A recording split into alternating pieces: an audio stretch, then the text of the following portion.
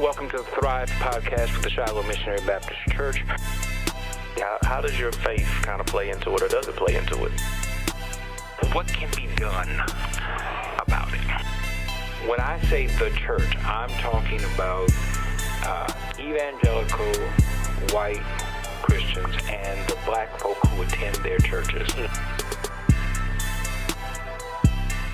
Hello, welcome to the Thrive podcast with the Shiloh Missionary Baptist Church. I'm Fred Jeff Smith, pastor of Shiloh, and I'm very happy that you chose to either view this on Facebook, Instagram, or YouTube, or listen to us on iTunes, Spotify, or Amazon Prime. As always, we invite your input. You can reach out to me at fredjeffsmith@gmail.com, fredjeffsmith@gmail.com, and let us know how we're doing and how this podcast can help to serve you better. I'm very happy today to welcome Mr. Isaiah Marshall, Yes, who started his own foundation, the Isaiah Marshall Foundation, trying to help head off cancer in black men in particular, but cancer in general. Yes. Mr. Marshall, thank you for taking time to come and share with us today. Thank you, sir, for having me. I'm so great to be here. Tell us your story. How did this come about? Yeah, so how this came about is actually the morning of my recovery, like 2, 3 o'clock that morning, as I was just laying in bed, thanking the Lord for allowing me to get through this process successfully. Mm-hmm. Then, the Lord kind of just laid it in my heart as I'm thinking about it that, I had pretty good insurance. I had pretty good resources. Mm-hmm. I had a good network of people around me who could help me through this recovery process.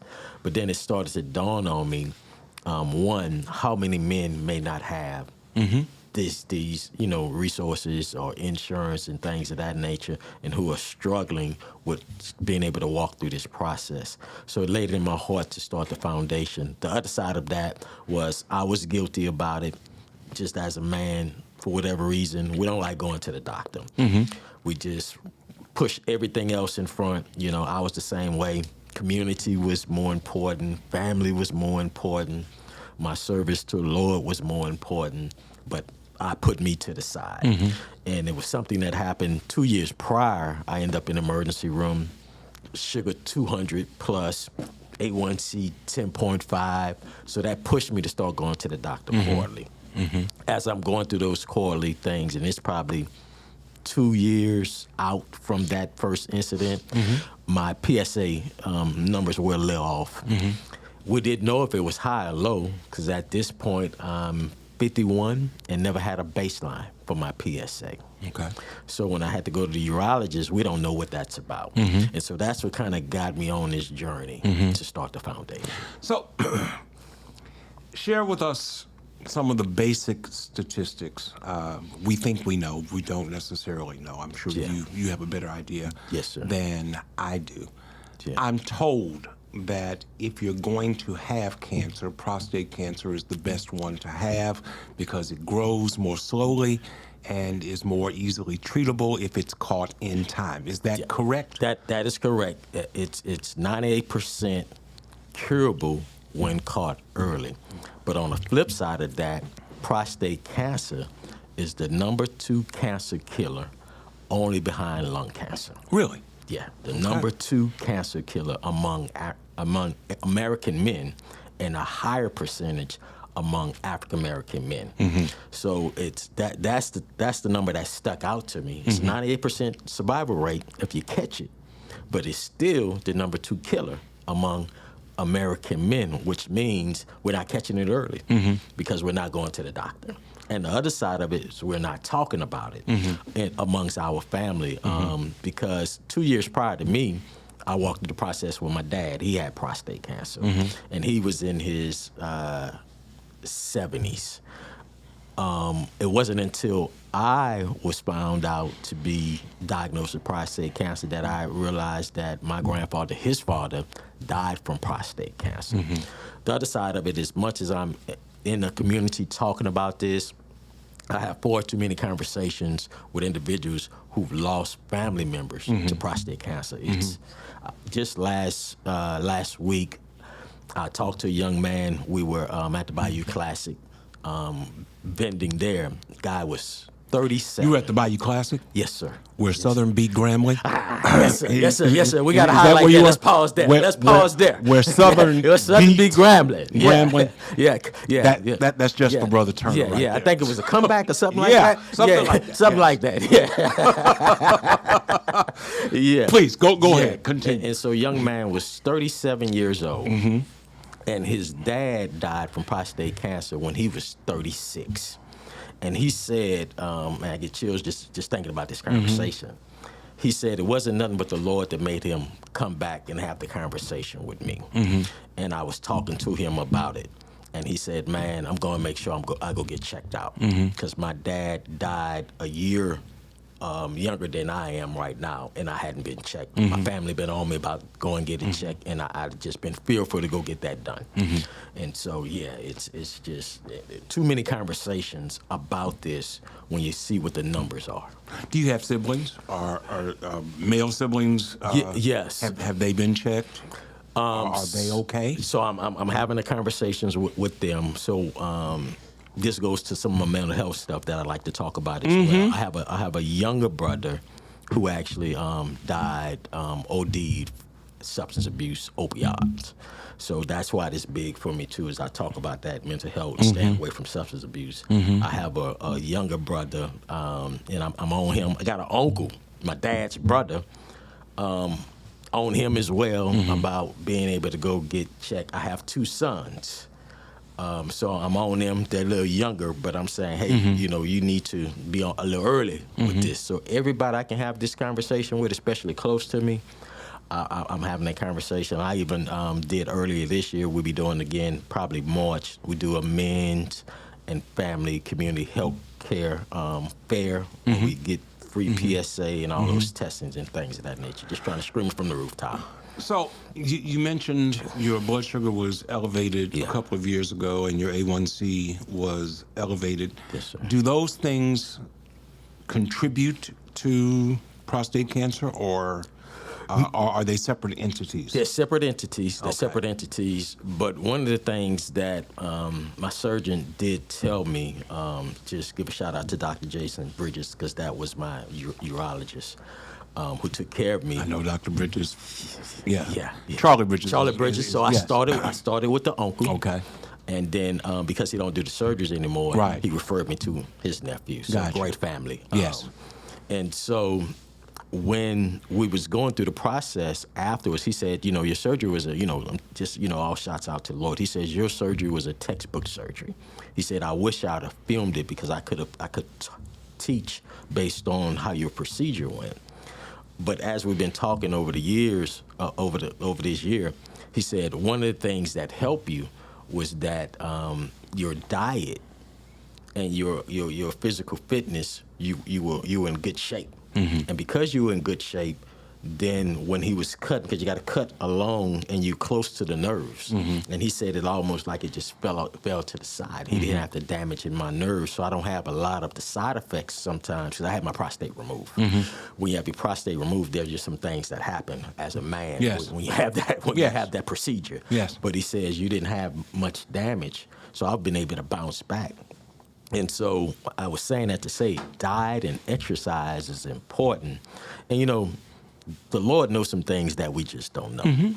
And oftentimes when we see struggles and things that seems like hardships, oftentimes it's protecting us from something that's down the road. Because had I not changed my diet and exercise from being diagnosed with pre-diabetic and I've been diagnosed with prostate cancer, the results for my recovery would have been a whole lot different. So I stay away from, I really don't eat white rice. I don't eat bread. I don't do much sugar. I don't do much meat and things of that nature, because meat is something that do contribute, especially like red meat, things of that nature, that do contribute to, the risk of prostate cancer. Are you, did you experience a tremendous weight loss because of the change in diet that helped with the prostate cancer Yes. recovery. Yes. Were you overweight? I was. So prior to being diagnosed with prostate cancer, I probably was, for me, probably 230, about 230. Mm-hmm. And I lost about probably 80 pounds. Yeah, prior to going to get the surgery. So I dropped. So you went down to 150, if I'm doing my math correctly? About 150. Yeah, Okay. about 150. Okay. Yes, yeah, 150. And there's a little story to that too, because my mindset is like this: if I make up my mind that I'm not going to do something, I'm not going to do it. Mm-hmm. So that came to I wasn't going to eat certain things, and I'm an extremist sometimes. I get myself in trouble, and my wife and my daughter be having to check me. Mm-hmm. Got to the point. We come home from Wednesday workshop, Bible study one Wednesday. Mm-hmm. And my wife, as we walk in the door, she stopped me and she looked at me. And she said, Isaiah, you got to eat. You looking bad. That's how much weight I was losing. Mm-hmm. But in my mind, it was like, and then so that's how, I was, so I started to eat and put on a little bit more weight. Mm-hmm. But I dropped tremendously. So much so people were concerned, asking. They ain't come and ask me, but they would go and ask my wife. Sure. He okay? Sure. He all right? Sure. So I lost that much weight. Prior to the blood sugar diagnosis, were you an active kind of guy? Because you look like an active person. Were you a runner, swimmer? Were you engaged in activity that would belie the fact that you had an underlying illness that was taking place within your body? Because a lot of people are active, and then they go to the doctor and they discover that there's a problem, and they're saying, wait a minute, I do this, that, and the other. If I was sick, I shouldn't be able to do these things. Yeah. So for physical activity, I used to be, but I backed off of it. But I wasn't feeling any kind of way, things of that nature. The only thing I would constantly have is my stomach would used to bother me a little bit. Never could kind of figure that out. That's actually what led me to the emergency room. It was my stomach. But anything else, I wasn't a person who gets sick. I wasn't somebody who had to take a whole lot of medicine and things of that nature. So in my mind, relatively, I was a healthy guy. So wasn't really anything going on with me. So actually, when I went to the emergency room, this was my second or third time going. They thought, okay, it was just bad acid reflux and things of that nature. And it wasn't nothing but the Lord laid it on my wife's heart the third time I went to tell him, check his blood sugar. So, I had been moving around usually, but I had stopped for probably maybe a year, wasn't really active. Okay. Yeah. Let's dispel some of the myths that exist around prostate cancer. Yes, sir. That keep people from going to get checked for fear of a negative diagnosis. One fear, especially around prostate cancer, is once you're diagnosed with prostate cancer, you can never have sex again. That is simply not true. Correct? Correct. So take it one step further. One of the biggest fears that I hear and that I heard when I was thinking about prostate cancer is the rectal exam. Just being transparent. That men like, I don't know if I want to go through that. So what I tell men is, start with the blood work. Get your PSA. That's you can start there. But yes, I recommend at some point you need to go and get the rectal exam.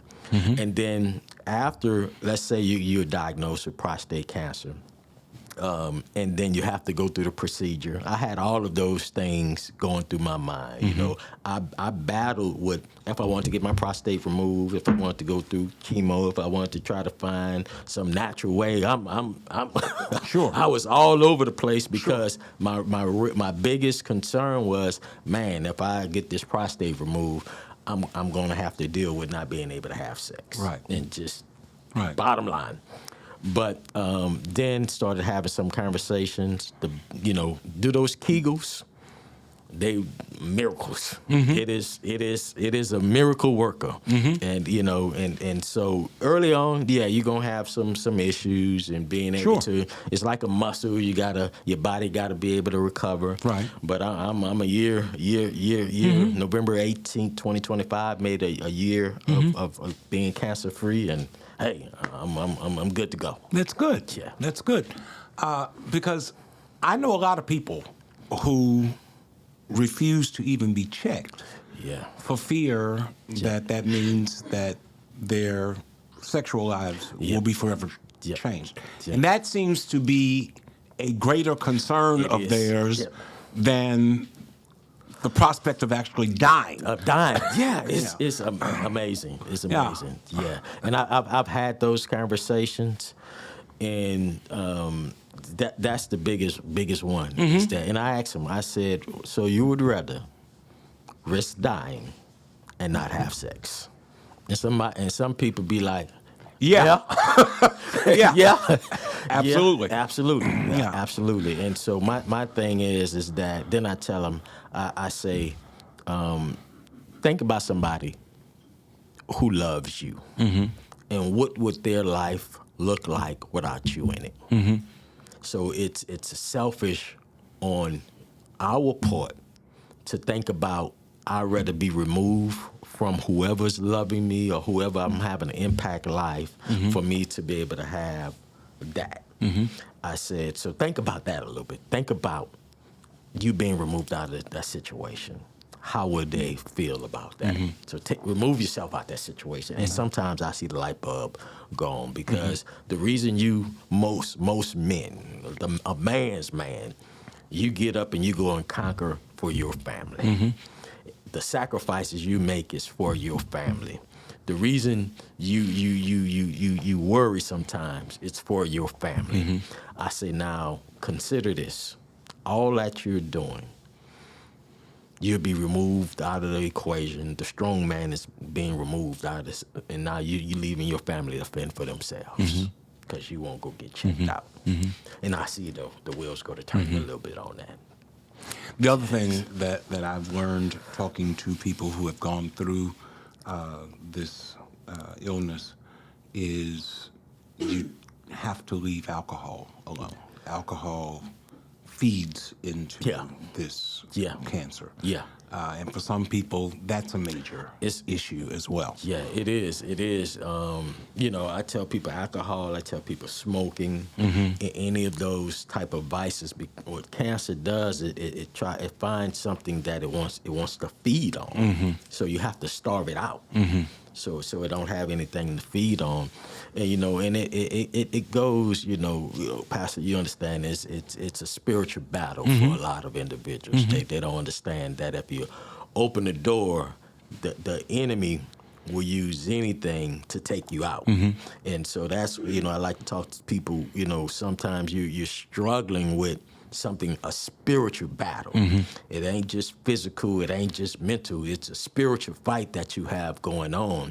And the enemy is using that vice to try to take you out. And then you have to be able to close that off and say, what God wants to use me to do to be here is bigger than that temporary feeling that I'm gonna have. Because oftentimes when we're escaping to alcohol, it's because we're escaping the realities of the problems that we're facing in life. And once you come from that alcohol, that problem is still there. Oftentimes it's bigger. And so you need something, and there's a void oftentimes that we're trying to fill, that we're trying to suppress, that we don't want to deal with reality, and we're trying to find some type of escape. And we don't understand that, hey, Jesus Christ is the answer to all man's needs. And if you just turn it to him, he can fill whatever you need to get filled. And so, I go there with some people just because it's a spiritual battle. I truly believe it's a spiritual battle. So you were diagnosed and you decided that you were going to form a foundation. Yes, sir. Not just to help yourself, but to serve as a support group for other people. Tell me how that idea grew and the difficulties that you encountered as you were developing the foundation, because I'm sure that there were difficulties that you had to overcome. Oh, yeah, absolutely. And, God, I believe the Lord always prepare you for moments in life. So from my background, the Lord has allowed me to be in positions of authority, to be over resources.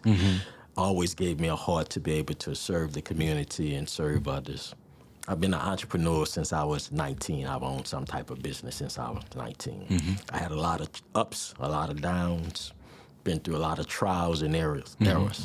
And I think he took me through all of that, allowed me to go through all of that for this moment. And because of that, when he placed it on my heart, he gave me certain strategies to be able to, initially it was like, we're not going to, talk to the family about it. I say this is something that I want us to begin and self-fund. We're gonna push this, and as the Lord bring people to come along, then we're gonna partner up with who He tell us to partner up with. So the initial, as it relates to funding, things of that nature, was me and my family. He gave me the idea, and throughout life, I've helped people to build businesses. I've helped people to build nonprofits, and I've been more behind the scenes type of guy. I've been in the public. I took some public hits, and so it kind of told me, well, I really don't want to be in the public again. But he told me through my wife and my daughter, like, no, you got to lend your face and your voice to this, and whatever sacrifice that comes with that, then I'm willing to do that. So some of the trials, of course, we have nonprofit, it's just a funding thing. And so we've been doing that out of our pocket. And just being able to want to do more reach now. So of course that's going to take on, as we go into 2026, want to take on some more partners to be able to reach as many African American men as we can.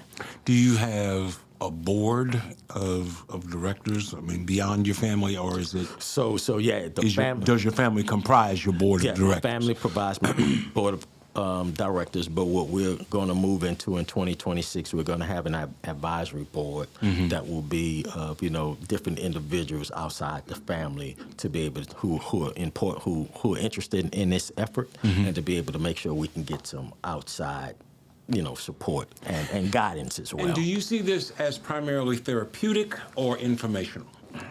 Both. So give you, for instance, so informational side, of course, what we talked about. From a therapeutic side, my wife is a gardener. She likes to plant and things of that nature. So we're going to incorporate that into the therapeutic side on how we can do some horticulture therapy and understanding how to do that. Then on the other side, I have about 15 years of mental health experience. So I've worked in group homes, I've worked in hospitals and things of that nature. So because the other side of this, when you're going through this, a lot of some of the underlying stuff we've been talking about through this conversation is about mental health, right? Because when I face this information, when you hear cancer, the first thing come to your mind is detriment, debt. Yeah. Life-changing. Yeah. So that there's some things you got to deal with mentally. Yeah. And so we cannot not address that. Then we talked about the substance abuse part as well, that we have to address that. So yes, from the therapeutic side, and some of that's going to be us. We don't, I've learned that you don't have to be the one to do everything, but you can align with great strategic partners to be able to do the work. Is there a place for collaboration with other cancer groups? Absolutely. One of the things I asked Mr. Turner as we were preparing is your foundation connected in any way with the National Cancer Foundation or any other groups like that? Or are you pretty much a solo outfit at this point? So we did at this point we did, but as we kind of strategic planning 2026, it's going to be focused on being able to connect with those other groups that are out there. Like when I was talking to Dr. Bridges, he gave me a laundry list of people who have. So because one of the things we did is we started a surgical support fund for individuals who are going through the process, be it pre and post, where we can help with some co-pays. We can give them a care kit. We can provide some emotional support, things of that nature. And as I was sharing that thought process with him, he says there's a lot of foundations that's out there that's doing this work. So things you can't do direct because your resources may be limited, then you can be able to refer and partner with other foundations. So yes, we're going to be wide open with identifying additional strategic partners who are in this space, been in this space way longer than we have, to be able to walk alongside with them. Let's talk about the politics of cancer. Yeah. politics of medicine in this state. I have my own opinions about the way that the state does things. They don't need to hear my point of view. I think they know it. What's your opinion of Louisiana with regard to providing medical care? Just in this morning's paper, they were talking about a lawsuit that's being brought against a pharmaceutical provider, United Health, because of what they say are exorbitant costs with regard to medications. I would imagine as you go through your cancer journey, you've had to deal with the politics of treatment and medications and things of that sort. How helpful is the state in that regard? I'll take a step back and I'll answer it this way as well. So I have a different kind of unique approach to it. So when the system itself, be it the public health system, began to get, I just call it dismantled, I was around that time, and that's when, just here in Baton Rouge, the R.K. Long, and you had the charity hospitals in New Orleans, and they started to break it up into these little clinics. Right. So I was politically involved in the climate and the conversations that were being had and the money being shifted. You had another move where, a lot of the money would be shifted to Our Lady of the Lake. Baton Rouge General was fighting because, a lot of the patients who were actually using that money came to Baton Rouge General, but they wouldn't be no consideration to them for the influx of people that they were seeing, and it was going to pretty much shatter the access to health care in North Baton Rouge. Yes. So I've been around all of those conversations, all of those fights. And so we started to see what brings us to today, how all of those decisions have impacted access to health care. And so one of the things, a part of the foundation is health equity and making sure we have proper access to health care. Then you have the conversations on the federal government about cutting out, they like to label it Obamacare, and giving access to being able to have health care. Then you couple that with the lack of employment and opportunities that you have, which means people have not only a lack of access to health care, they have a lack of access to earning opportunities, which means a lot of times that means people not having jobs that's going to provide them with health care. Then you talk about, okay, if I got to go into this healthcare market and buy my healthcare with the rising cost of healthcare, then now that leaves a lot of people who just won't be covered. Sure. That's where it leaves us. Sure. So then when you get a diagnosis and is a detrimental diagnosis, then it's like, okay, where do I find assistance? Because even with everything I said, I had good health insurance, some resources, a network, I still, out of pocket, was probably $8,000 to $10,000. And that's what. And not everybody has that. Well, not everybody got that. Right. Right. And so when we talk about the politics of all of this, oftentimes what happens, I believe, is it becomes numbers and it don't become people. And when you take the people out of the equation and you're only dealing with the partisan politics, then the people at the end of the day who needs it gets hurt the most. And lives are actually truly lost. Sure. And that's kind of my take on it. Yeah. So does your foundation, have they at this point, or do they plan in the future, does your foundation in the future plan to lobby state government and perhaps even federal government for better access to health care for cancer treatment and research? Yes, sir. Definitely want to be in those conversations to be able to figure out what type of policies and things of that nature will help to save lives, because that's what this is about. It's about saving lives. And one thing about cancer, it don't care what your income is. No. It don't care what your household is. Right. It don't care what neighborhood you came from. It don't care if you Republican, Democrat, Independent. It don't care. Yes. It does not discriminate. Yeah. And everybody can relate, because you know somebody in your life who've been affected negatively by cancer. So I think this can be something, as we, and of course, we say all cancer, but I want to make sure African American men are on the forefront of these conversations, because a lot of times when you have conversations and it's a broad conversation, some things get lost in the shuffle. But I want to make sure I always can highlight, that, because I'm an African American man who was affected by this, not only me, my father, my grandfather, that I can push this forward and make sure we can have some policies and have conversation with policymakers to ensure that this is on the forefront of everybody's mind.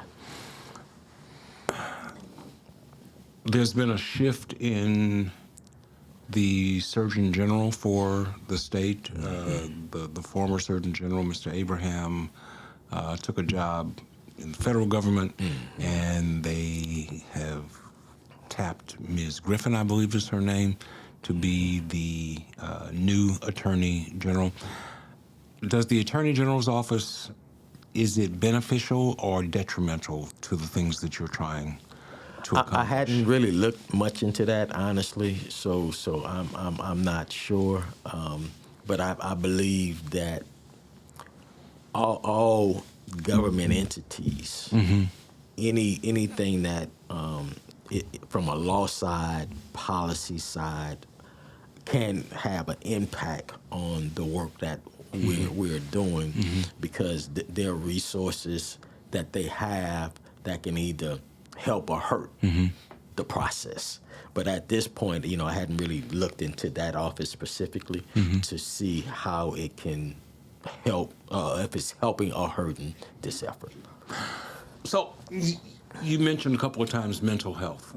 Let's talk about mental health with regard to this. I'm assuming that your foundation provides spaces for support groups and group therapy sessions and things of that sort. Through partners. Through partners. Through partners, correct. And when you talk to people, or when people come together to talk about their cancer experience, what do you think is the most beneficial thing that comes from that? Yeah, so I think just the ability just to talk. As just from my personal experience, I was never one, I've always been a private person. If you're close to me, I might share some things with you. But as just making sure for men, and especially, I'll continue to harp on this, African American men, we have a safe space to feel vulnerable, and nobody's gonna judge you based on your stuff, and your business is not gonna leave out of the comfort of what we're having. The other side of mental health for me is I lost my mom to suicide when I was 12 years old. And so that's all. And then because of that, it impacted my mental health, where it impacted my ability to truly love and to understand, how to be loved. And it made me make just some decisions in life. So I always like to keep that on the forefront, that, we all go through challenges. And a lot of things I say is that it's okay not to be okay, but it's not okay not to say I need some help. And oftentimes that's what we struggle with, is saying, hey, I'm hurting, I'm in a bad place, I don't know what to do, I just need some help, I just need somebody to talk to. And so those are the spaces that that we're trying to create, where men can feel comfortable to say, hey man, I need somebody to talk to, and I'm not okay. Do you encounter a lot of anger? I do. As a result of these cancer diagnoses and people who are dealing with cancer? Just trying to stick on the path of mental health. Yeah. anger is a really dangerous thing, especially if someone does not feel like they have an outlet by which they can express their anger in a safe place. Yeah. And it goes back to the conversation we was having about substance abuse. Also, it goes to violence, because we don't know how to oftentimes safely deal with our emotions. And I talk a lot about emotional intelligence. And, for our conversation and the folk who listen, emotional intelligence is the ability to manage your emotions and emotions of others. For a very long time, I was bankrupt when it came to emotional intelligence. I've always been laid back and quiet, but I would tell people I used to be like a light switch. The way you turn it off and on, the way my emotions would go on and off. And then oftentimes for me, I would tap into anger and violence. And I think that's a lot of times what we see from our young men in the community. A lot of people inappropriately associate that with manhood. Right. But if you're a man, then men respond this kind of way. But that's not, first of all, it's not helpful. Second, it's not true. No. But dispelling that myth, I can imagine, is a difficult thing. It is. What I had to personally come to realize what that meant to being manhood, that I was just a scared little boy. I was a scared little boy, and that was my defense mechanism to make it seem like I had bravado, seem like I was a man, but really I was weak. And so we have to be able to figure out, how do I deal with things appropriately with the right, sense of things, and especially when you're talking about, when people hear, I had somebody have a conversation with me that received the news that they had cancer and from a biopsy. And because of the anger and fear, they refused to go back to the doctor and say, it is what it is. Sure. But that's that fear, that's that anger. And we have to be able to process things and just deal with our emotions. And sometimes we don't know how to deal with our emotions. Sometimes we feel like it's weak to cry. Yes. It's weak to cry. Yes. No, crying is cleansing. Crying is cleansing, but don't stay in that puddle. Right. You got to get up. Right. And sometimes we like to stay in the place of brokenness. But we have to be willing to be healed and deal with our stuff. And also we have to be able to we have to take some accountability for what we have going on. It's easy for us to point the finger at everybody else. But what did I do, or what am I doing that have me in the situation I'm in? And how can I change my thinking to get me into a better place in life? With regard to prostate cancer, you have mentioned that it was a part of your family history. Yes, sir. Is family history a leading determinant of prostate cancer, or do things like environment come into play? Clean air, clean water, healthy, well, you've talked about diet, but food is grown in the ground. And if the ground is polluted, because we live in a petrochemical place, and we honestly don't know what goes in the ground. And there is a constant battle for clean water and where the water comes from.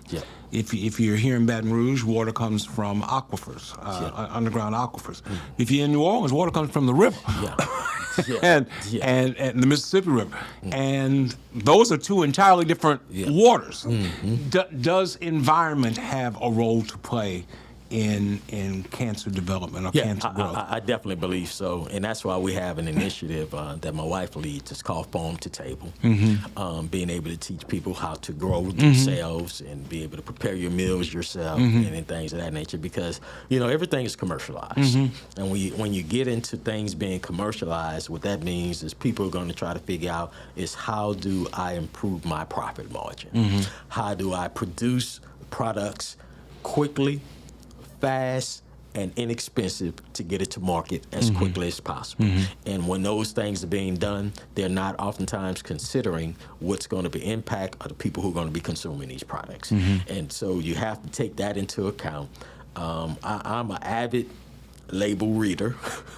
When I go into the store, drive my wife crazy sometimes. So it takes you 2 hours. Yeah. I'm what's in here? What's going on? So and all organic doesn't necessarily mean that it's a good thing. At all. Okay. At all. Just that's oftentimes a trick, because you got to think about it. People are selling to your emotions. They're selling to your emotions. You know, we can probably all think of some commercial, and it's a tune that's stuck in your head. Right.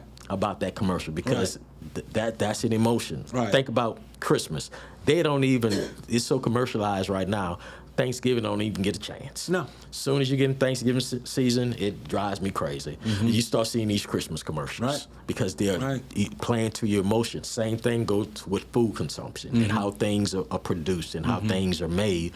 People are not thinking about how that's going to impact you. So you have to begin to study yourself. What are some natural things I can do to make sure that I'm good? Because your body is a temple. You get one of them. And then going back to the pharmaceutical conversation, because, you know, when we talk about food, you talk about pharmaceutical, you go to the doctor, it seems like every time you walk out there, there's another script they want to give you. You know, so it's a money racket, I believe, but you have to take charge of your household. You have to take charge of what's going in you. And so it's a personal responsibility as it relates to that. Mr. Marshall, I don't have time to cook every day. You know, I'm a busy person. I do things, and I just don't have time to come home and cook. My wife works, and she doesn't have time to come home and cook. So I'm going to eat from time to time out. I'm going to eat at a restaurant. That's not me talking. I get it. The general public. What's your recommendation with regard to healthy eating if you don't have the time to invest in cooking for yourself? So this one is gonna shock some people's system. Stop going to fast foods. Leave it alone. Leave fast foods alone. Okay. Now it's gonna be a challenge to kind of navigate where you can eat from and things of that nature. But you gotta cut the fast foods out. None of that stuff is healthy. None of it's gonna help you in any kind of way. Not only cancer, cholesterol, blood pressure, diabetes, all of that is gonna contribute into that. So you just have to be able to figure out how you can order food. You go, like, for instance, you know, I find spots that I can go and order from. Now, if you're a late night eater, you're gonna be in trouble, because you're after 9 o'clock, and that's pushing it tight. It's gonna be tough. But you know, try to plan in advance to buy you some stuff. You know, I snack on fruit. You can eat as much fruit as you want. Right, so I'm a snacker. So just identify what are those things you can buy in advance and snack. Oftentimes, it's a discipline. You know, I've been doing this way, and I don't want do anything else. Like, I was talking to somebody. I have just these conversations that come up. I was telling this guy, I said, you know, man, I've changed my diet. I don't eat rice. I don't do this. He said, man, I'm from Lafayette. We gotta have rice with everything. Gumbo, red beans. And so even if I do a little gumbo, I tell them put my rice on the side. So if I just want to see that little white in there, just take your little spoon and sprinkle a little bit in it. And so, and then if you can't stop cold turkey, start to cut back on some things, because your life is worth it, and you'll feel a whole lot better. Yes, sir. Well, the other thing that I would say is I exercise. I go out and I walk the treadmill and I lift weights and so I feel like I'm doing all right. So I don't necessarily need to go to a doctor to tell me that if I was sick, then I wouldn't be able to do some of the stuff that I'm doing. What would be your response? to that? My response to that would be is think about how many people you know who do the very same thing you do or more than you do and still drop dead. That's your answer. They still drop dead. So you have to make sure that you're at least going to get yourself checked out. Think about it. Most people drive a vehicle. If you drive that vehicle, you at least gonna go get the oil change every 3 months. When that tank running a little low, you gonna go put some gas in it. Right. But if you don't take care of all the preventative maintenance, then sometimes you're gonna have to put a whole new motor in that car, transmission, or the car gonna put you down. Totally. Because one thing about your body, it's like a vehicle. If you don't do the preventative maintenance, it's going to put you down at some point. And it's going to force you to take care of some things. So the warning lights be coming on. You know, you might be getting little slight headaches all the time that you just I can't deal with. Your body starts to nag you, these little certain aches. And oftentimes we're pushed at the side. Oh, there ain't nothing. I'll be all right. I'm going to push through. I'm getting older. I'm getting older. Yeah. I'm going to push through. That was me. Yeah. I might feel a little ache. Look, I'm going to push through. I'm going to be all right, you know. But no, now these days, if a little warning light come on, prayer, I'm going to pray. I'm going to pray. But you need to go to the doctor. Sure. And just for our people of faith. Sure. To our people of faith. Yes, prayer works. And the God is a miracle-working God. But God has also equipped people to be gifted in certain areas. Yeah. And we need to allow those people to perform their gifts in the way the Lord allowed them to do so for us to go and get checked out. One other question about mental health, that has to do with clinical depression. As we go through various stages of life, some of us experience depression based upon the things that we do experience in life. Loss of a loved one, loss of a spouse, loss of a child, loss of a parent can lead to depression and things of that sort. And depression can press on us with regard to our need to maintain ourselves physically. You know, what do I care? If I die, so what? Who will miss me if I'm gone? I heard you say a couple of times, you know, think about people and you not being in their lives. For some people, I don't care. I don't care. I don't care. Yeah. So I always like to share personal stories as I kind of, you know, when I can find things that relate. So my youngest son, when he was sophomore in high school, was suicidal. And the way we found out was that his friend told us. And worst thing, you know, parent want to hear about their child.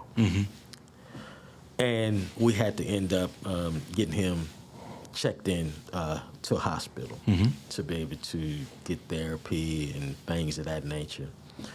He's 25 this year, December 29th.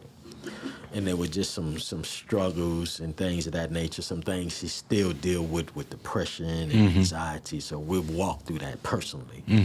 And the value, being valued, feel like you're not valued, feel like, you know, why am I here? All of those questions that twirls in somebody's minds who's dealing in that dark place in life. And the constant reinforcement and reassurance that they have to have from those who love them. And so for somebody who's in that space right now, it's oftentimes difficult for them to reach out to talk to somebody. So I like to talk to them, and I like to talk to the people around them. If you see somebody who's in the place that you know something seems a little off and they're not right, talk to them, love on them. And sometimes you gotta, you know, help people help themselves. Because some people just don't know how to reach out for help. And you can't ignore those situations, because that very situation you ignore may lead to somebody not being around. And so that's what I like to share with people. And I also like to share this with people, is that it seems real dark for you. Seems like there's no way out. Seems like there's no hope for you. But you are loved, and there is hope on the other side of where you are right now. You don't have to stay in that place. If you need help, reach out and let somebody know, I need help and I'm hurting right now. That's what I like to share. You've mentioned a couple of times the role that the church plays in your life and in your family's life. You want to expand on your spiritual path and how that has helped you deal with your medical recovery and the move to form this foundation? Yes, sir. Yes, sir. Thank you for that. So I was always brought up in church, especially by my grandfather. And so when my mom committed suicide, it put a strain on my relationship with the Lord, just being transparent. So for about 10 years, I won't have anything to do with the church. I won't hear nothing about the Bible, because this is how I felt. If God is a loving God, how could he allow a child to lose his mama in that way? At all. It was me and my little sister. So I don't want to hear about that God. That God wasn't there for me. I'm done with him. So for 10 years I ran that way. So that I was born and raised in New Orleans, so it took me to the streets and getting into all kind of criminal behavior and just all kind of foolishness. But through all of that, God never took his hand off me. He always showed me love, unconditional love, mercy, and grace. Met my wife, who's Katina, who's here from Baton Rouge. Would come and see her, and I ended up moving to Baton Rouge. And she stayed right next door to a church, and they would attend the church. And she would always be on me about coming to the church. And me thinking, man, I'm tired of hearing this woman about, let me go and go. So she can leave me alone. That's what I'm thinking. God set me up the whole time. So she can leave me alone. I go, and the pastor, it was a Bible study, actually. And Lord know how to get my attention. You know, money was my thing. And I can remember to this day what he said. He said, if you want to get a BMW, I can show you how to get a BMW. Oh, really? So I'm locked in now. Okay. He gonna show me how to get this BMW. And I was hooked from there. Accepted Jesus Christ as my Lord and Savior. And with that pastor, 2 years later, I ended up being the assistant pastor with church. Fast forwarding, I ended up being the senior pastor. Did that probably 15 years. Got burned out. Got burned out with just community, people, and I like, Lord, you know what? These your people. You deal with them. I can't deal with them no more. I can't. I'm done. I'm done with that. So about 4 years, I backed up all that, and it was just me and my family. Just me and my family. And then the Lord began to work on me through actually Apostle Mike Wicker and T.H.R.I.V.E. Actually, I've been knowing them for years. But the Lord used them to bring me back in. Just being transparent. He used them to bring me back in. And because we were doing some business stuff together, and Apostle Mike came to me, he said, man, you know, you're helping with business, but I really need your help with the church. I don't know about that. I don't know about that. I don't know about that. He was after me for about a year or two. Before that conversation, he would subtly say things to me, and I was fighting it. Then he just finally sit me down and said that to me. And the Lord told me to go. The Lord told me to go. Now, this is 2 years prior to my diagnosis. This is 2 years prior to my diagnosis. Yes, sir. God setting this all up. This is 2 years prior to I got diagnosed, because he knew I would need that foundation. He knew I would need that foundation. And that started to draw me closer back to how I was close to him. Even though my relationships still maintained, but it's something about being with fellow believers. Yes. Being in the house of the Lord. Yes. He just move in a different way when you're connected to the body of Christ. And so as he was doing that, then throughout that walk is when I got diagnosed. Mm-hmm. And this is what God told me when I first heard the words cancer. He said, I got you. You're going to be all right. I got you. So when I called to tell my wife the news, she said the calmness in my voice did not match the news that I had just delivered to her. Sure. But God had already told me I was going to be all right. Mm-hmm. And I trusted and believed in his word. You know, there's one of my favorite songs says, I trust the Lord. I sought him and he heard me. Mm-hmm. I trust him, Pastor. I trust him. Mm-hmm. And that's what my faith stands on, and that's what this foundation stands on. It's God did it for me. He's no respecter of person, and I know he'll do it for everybody else. Mm-hmm. And they just trust in him. Mm-hmm. Yes, sir. Well, where do you see your foundation going? I'm sure you sound like a person who has a vision. Yes, sir. I'm sure you have a 3-year plan, a 5-year plan, a 10-year plan. Yes, sir. Where do you see the foundation going and growing over the next 3, 5, 10 years? Yes, sir. I see it as a lot of times there are movements that are about everybody else. Mm-hmm. It's not many movements that I've seen as it relates to this issue that's about African American men. Mm-hmm. And I see this as a national, international move that can help and encourage African American men to take care of themselves and understand that it's okay to take care of you first. Mm-hmm. It's okay to be a little selfish in that regard to take care of you, and to be able to have African American men who join one to another to take care of each other. Because I think a lot of the state of our community that we see, even outside of cancer, is because of the lack of us being able to unify to take care of our community. A lot of our little young African-American boys are, I believe, running astray because we don't have enough of us unified, strong African-American men who can say, yeah, you may not be my son, you may not be my nephew, but I got a group of men who can care for you and love on you. We can help to get you trained up. We can help to get you some employment. We can help you to, if you want to start a business, we can help start that business. We can even help to be the seed capital that you need. So I see the foundation being that vehicle to help people to get healed mentally, physically, emotionally, and spiritually. Yes, sir. Well, one of the things you said made me think about one final question. With regard to black men re-entering society from prison.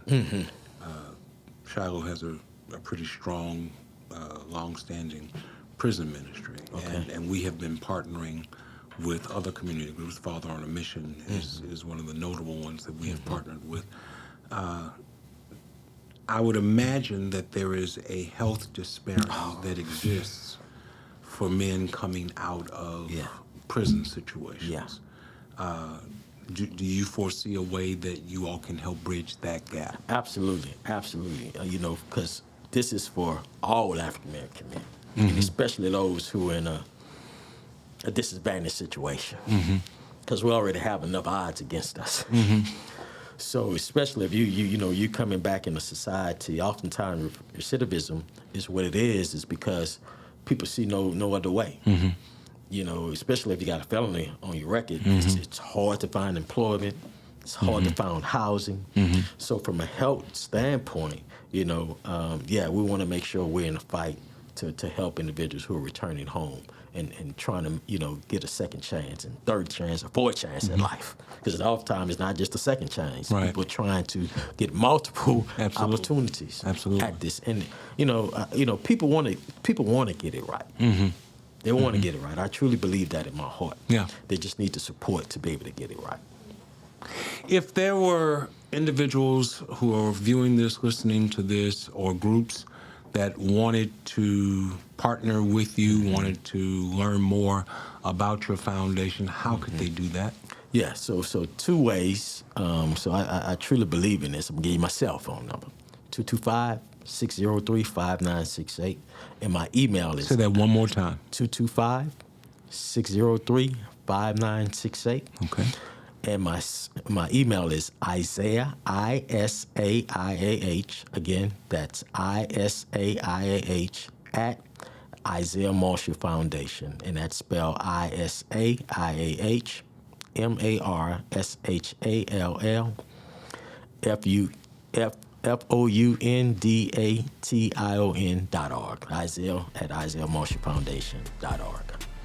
Mr. Marshall, I really appreciate you taking the time to come and share with us and being transparent about your own story and about your desire to help other black men in this community. Yeah. Thank you so much, and we're praying for your success. Thank you. I appreciate the invitation. I greatly and thoroughly enjoyed this. Good. Thank you for viewing. Thank you for listening. We'll be back again next time.